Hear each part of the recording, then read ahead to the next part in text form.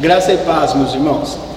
Nós estamos em maio, mês da família, e eu quero aproveitar esse tempo que nós estamos vivendo para falar, ou esse tempo que nós estamos vivendo, para falar sobre um assunto muito importante para os nossos dias. Como transmitir a fé cristã ao coração dos nossos filhos? Esse é um desafio de todo pai, de toda mãe.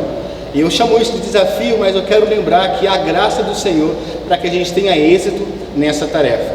O texto de Salmo 145, o verso 4, nos diz assim: cada geração conte a seus filhos sobre tuas obras e proclame o teu amor. Eu gostaria que nesse tempo curto que nós temos, trazer para vocês alguns conselhos que nós devemos aplicar, que nós não podemos negligenciar se nós queremos ter êxito nessa tarefa. E o primeiro conselho é: entenda que a igreja local ela é apenas uma auxiliadora. É triste quando nós vemos alguns pais, algumas mães, colocando sobre o ministério infantil da igreja local a responsabilidade de educar a criança espiritualmente, de mostrar para os seus filhos o caminho que a criança deve andar. Nós, como pai, não podemos nos omitir com relação a essa responsabilidade que recai sobre nós.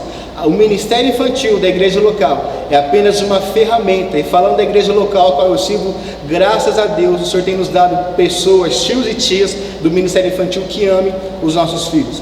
O segundo conselho que eu daria para você é: poupe os seus filhos dos problemas, mas não poupe eles da intervenção divina. O texto bíblico fala que uma geração conta a outra geração as obras do Senhor. É muito provável, eu acredito que isso é justo e é o ideal. Nós, os pais, quando enfrentam alguns problemas, eles entendem que os seus filhos não têm ainda maturidade para lidar com aquilo, eles pouparem os seus filhos de tal notícia. Mas eu quero dizer para você que nós temos um Deus que abençoa as nossas vidas, nós temos um Deus que ainda hoje opera milagres. E eu incentivo você, encorajo você a compartilhar com os seus filhos todas as vezes que o Senhor intervir na história da sua família, todas as vezes que você vê um livramento acontecendo, alcançando a sua casa. Conte isso para os seus filhos, porque lá na frente, quando eles tiverem as experiências deles, eles vão dizer: olha, os meus pais tiveram experiências com o Senhor, eu também terei. É por isso que no Antigo Testamento alguns diziam: Deus de Abraão, Deus de Isaac, Deus de Jacó. Eles estavam lembrando das experiências que aqueles homens tiveram com Deus. Mas haverá um momento em que os nossos filhos terão as suas próprias experiências, e ouvir dos seus pais aquilo que seus pais têm vivenciado os ajudará nisso. O terceiro conselho que eu daria para você é: não abra mão da criação. O texto de Salmos 19, verso 1, diz assim: os céus declaram a glória de Deus, o firmamento proclama a obra das suas mãos. Se não for o caso, talvez, de uma alergia, permita que o seu filho toque um gato, permita que o seu filho toque uma tartaruga, se for possível, e explique para eles que há diferença no gato e há diferença na tartaruga, porque o Deus Criador, que criou todas as coisas, decidiu fazer as coisas assim. Isso vai gerar nos nossos filhos um despertar de se maravilhar na grandeza de quem Deus é. Há um texto em Isaías capítulo 40, verso 26, que diz assim: ergam os olhos e olhem para as alturas. Quem criou tudo isso? Aquele que põe em marcha cada estrela do seu exército celestial, e a todas chama pelo nome. Tão grande é o seu poder, tão imensa a sua força, que nenhuma delas deixe de comparecer. Numa noite estrelada, leve o seu filho para fora de casa e peça para que ele conte algumas estrelas. Dê para ele algum tempo para fazer isso. Depois entre para dentro de casa novamente e leia esse texto com o seu filho. Fala: filho, você viu aquelas estrelas lindas que estão lá? Foi o Senhor quem criou todas elas, e a Bíblia fala que Ele chama cada uma delas pelo nome. Um outro conselho: deixe muito claro para o seu filho qual é a sua prioridade. A nossa prioridade tem que ser o reino de Deus, e isso precisa estar muito claro no coração e no entendimento dos nossos filhos. O texto de Colossenses 3:2 diz assim: mantenha o pensamento nas coisas do alto e não nas coisas terrenas. Meu irmão, nós estamos, com a graça de Deus, passando por esse período, mas isso vai passar, e eu acredito que logo logo nós vamos estar juntos adorando ao Senhor.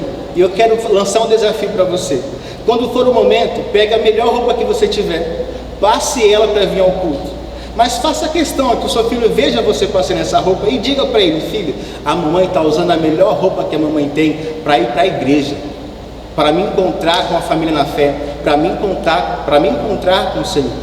Você que é pai, propositadamente, interrompa talvez um futebol que você esteja assistindo e deixe claro para o seu filho: olha, o papai está interrompendo essa programação porque é hora de tomar banho, é hora de ir para o culto.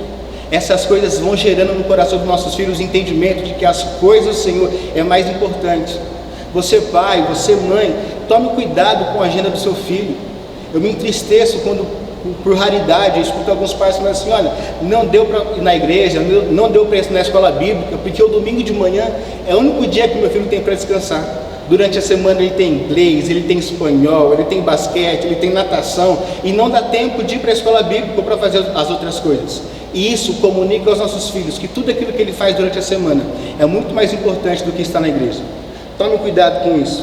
Um quinto e último conselho, mas não menos importante: dobre os seus joelhos. E aqui eu quero dizer de duas maneiras específicas. Ore especificamente pela salvação do seu filho.